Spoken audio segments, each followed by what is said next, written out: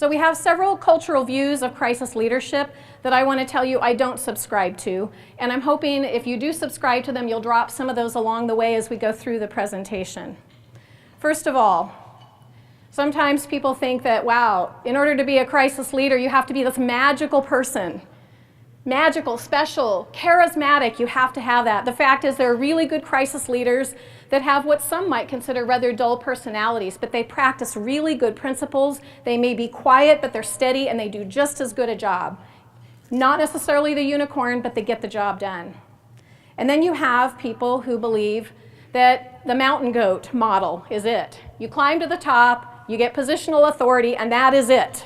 You have arrived, and now everybody does what you say, and that's all you need to have.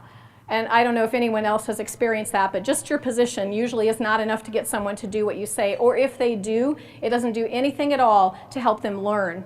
So this model is outdated. This is more the command and control model. We use it, but this is not exactly what works as a crisis leader.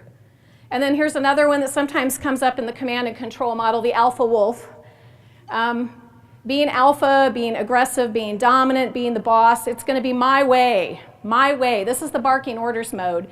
That actually predisposes people to having a traumatic post-reaction from crisis. So it doesn't help in the long run, but you're right, it gets it done in the short term.